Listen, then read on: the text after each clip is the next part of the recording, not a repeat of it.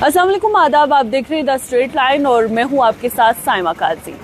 आज शाम से 15 मिनट के लिए मॉक ड्रिल जो है वो शुरू हो रही है। पूरे भारत की बात करें तो जितने भी इंटरनेशनल बॉर्डर्स हैं या एलओसी के करीब के इलाके हैं उनमें मॉक ड्रिल एक्सरसाइज को शुरू किया जाएगा, जिसका मकसद महज ये है कि वो तमाम इलाके जो एलओसी के करीब हैं, वहाँ के जो लोग हैं, उनको ऐसी सूरत हाल अगर बन जाती है, जंगी सूरत हाल बन जाती है, उस दौरान उनको क्या कुछ करना है। यानी कि ये मॉक ड्रिल जो एक्सरसाइज है ये तैयारियां जो इमरजेंसी के वक्त में हैं किस तरीके की हैं उनके लिए जो है ये एक्सरसाइज करवाई जा रही है। वहीं पर अगर मैं ज़िला पुंछ की बात करूं तो ज़िला पुंछ में जिस तरीके से आपने देखा कि 7 मई 2025 को रात के वक्त में जब भारत ने सिंदूर ऑपरेशन शुरू किया, उस दौरान पाकिस्तान ने रिटेलिएट किया और रिटेलिएशन के बाद जो नुकसान हुआ है जम्मू कश्मीर में सबसे ज़्यादा ज़िला पुंछ को हुआ है। और इसी दौरान ज़िला पुंछ के लोग जो हैं वो खौफजदा हैं, डिसहर्टन्ड हैं और इसके साथ साथ अभी तक जो है वो उस गम से निकल नहीं पा रहे हैं, क्योंकि बहुत सारे लोगों ने अपनी जानें गंवाई हैं, अपनी प्रॉपर्टीज़ का नुकसान उन्होंने देखा है और इस वक्त बच्चा बच्चा वहाँ पर सहमा हुआ है। और आज चूँकि मॉक ड्रिल एक्सरसाइज जो है वो शाम के 8 बजे से 8:15 तक शुरू होगी, जिस दौरान जितने भी बिजनेसेस हैं या हम ट्रैफिक मूवमेंट्स हैं उनको कुछ देर के लिए रोक दिया जाएगा और लोगों को अपना डिफेंस करने की जो है वो तैयारी करवाई जाएगी, या ये दिखाया जाए कि अगर ऐसी सूरत हाल बनती है तो इस दौरान लोगों को क्या करना है। इस दौरान लोगों को पैनिक नहीं होना है, डरने वाली आज के दिन की कोई बात नहीं है, क्योंकि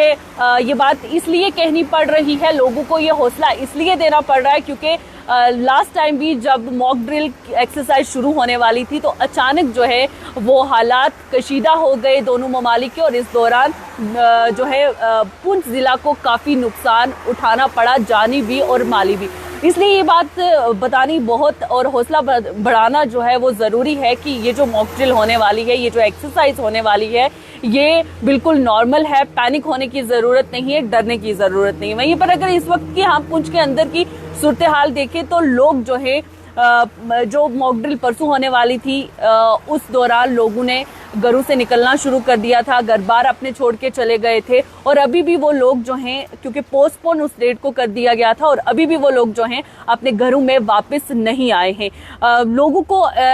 मुतमय्यन करने या लोगों को अवेयर करने की जो है वो एडमिनिस्ट्रेशन कोशिश कर रही है, लोगों को अवेयर कर रही है कि इस तरीके की सूरत हाल अगर बनेगी तो उस दौरान आपको क्या करना। बहरहाल जो पुंछ के अंदर के अभी हालात हैं, लोग सहमे हुए हैं, डरे हुए हैं और ये सोच रहे हैं कि आज शाम को मॉक ड्रिल की जो एक्सरसाइज शुरू होनी है उसमें क्या होगा। वहीं पर अगर आम लोगों की बात करें तो आम लोगों का यही मानना है कि जो हमारे साथ पहले हो चुका है,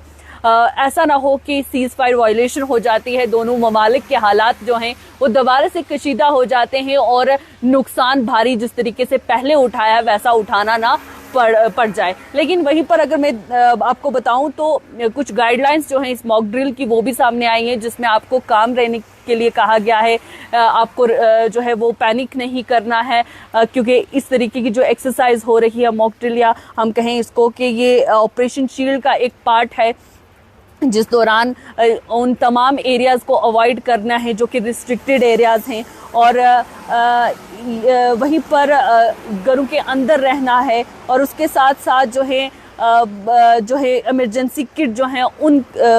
उसके लिए प्रिपेयर रहना है, या जो भी आपके एसेंशियल सप्लाईज हैं जैसे पानी है, फ्लैश लाइट है, फर्स्ट एड है या मेडिसिन है, उन तमाम को अपने पास रखना है, अवेलेबल रखनी है। ब्लैकआउट के बारे में आपको समझाया जाएगा। जिस तरीके से हमने देखा कि जब शेलिंग पुंछ के अंदर हो रही थी, या जम्मू कश्मीर के करना हो गया, बारामूला, उड़ी, पुंछ राजौरी हो गया, जम्मू हो गया, या जहाँ जहाँ पर शेलिंग की जद में जो जो इलाके आए, खासतौर पर जो एलओसी के करीब इलाके हैं, उन लोगों को ये पता नहीं था कि ब्लैकआउट होता क्या है। यानी कि ब्लैकआउट का मतलब उनको समझ नहीं था, क्योंकि बहुत ही सादा लोग हैं, उनको अवेयरनेस की बहुत ज़रूरत थी। उस दौरान लोगों को ये पता नहीं चल पा रहा था कि जो गाइडलाइंस दी गई हैं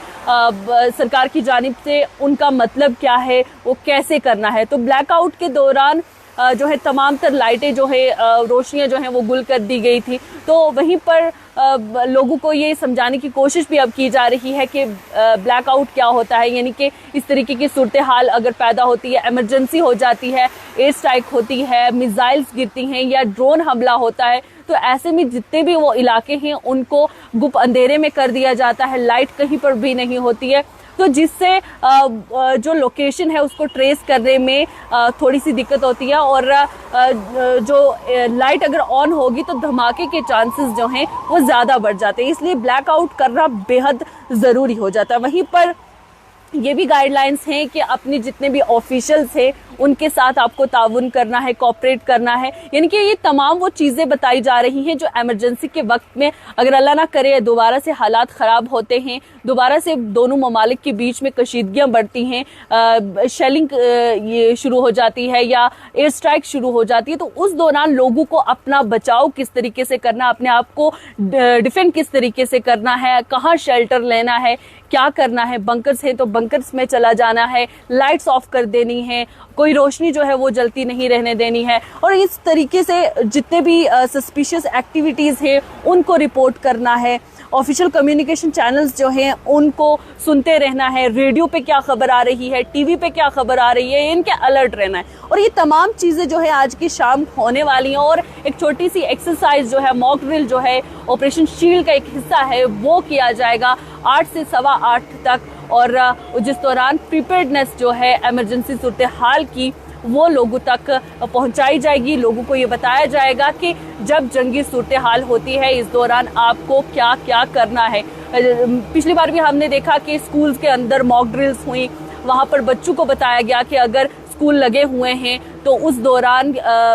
बच्चों ने किस तरीके से अपने आप को बचाना है, सेफ जगहों पर किस तरीके से जाना है। और बहुत ही खुशकिस्मती की बात ये रही कि मॉक ड्रिल की एक्सरसाइज का इंतज़ार लोग कर रहे थे कि मॉक ड्रिल एक्सरसाइज होगी, हमें पता चलेगा हमने अपने आप को डिफेंड किस तरीके से करना है, बचाना किस तरीके से है। लेकिन अनफॉर्चुनेटली रात को ही जो है हालात ख़राब हो गए और जो शेलिंग थी वो होना शुरू हो गई। और सबसे अच्छी बात ये रही कि दिन में ऐसा कोई वाक़या नहीं देखने को मिला। अगर ऐसा होता कि स्कूल ओपन होते, स्कूल लगे होते तो धमाके हो सकते थे, बहुत सारी ऐसी जो हैं चीज़ों से बच भी गए। लेकिन हालांकि पुंछ राजौरी का बेहद नुकसान हुआ है, लोगों की आबाद हुई हैं, प्रॉपर्टीज़ गई हैं,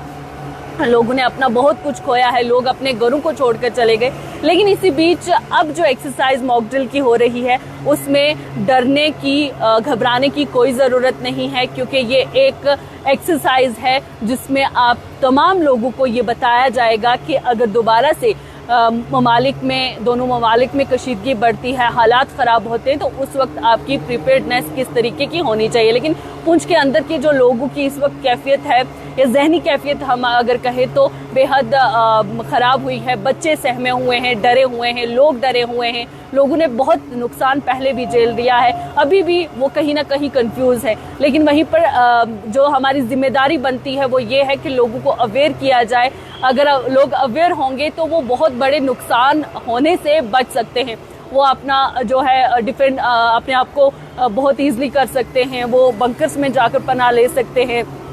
ऐसी सूरत हाल में, और अपने बच्चों को बचा सकते हैं। अपने पास उन्होंने कौन कौन से सामान रखने हैं अगर इमरजेंसी हो जाएगी, फर्स्ट एड रखना है, पानी रखना है, या फ्लैश लाइट रखनी है, या उस दौरान आपको लाइटें जो घर की हैं वो बंद कर देनी है। इन तमाम चीज़ों का जो है एक छोटी सी एक्सरसाइज आज शाम को होगी जिसमें घबराने की ज़रूरत नहीं है, डरने की ज़रूरत नहीं है। ये एक नॉर्मल सी मॉक ड्रिल होगी जो लोगों को सिर्फ इस बात की लिए बताई जाएगी कि क्या अगर ऐसी कोई सूरत हाल पैदा होती है दोबारा से जम्मू कश्मीर में या हिंदुस्तान पाकिस्तान के ताल्लुकात और कशीदा होते हैं, तो ऐसे में क्या हमारी तैयारी है कि हम दोबारा से इन हालात से लड़ सकें।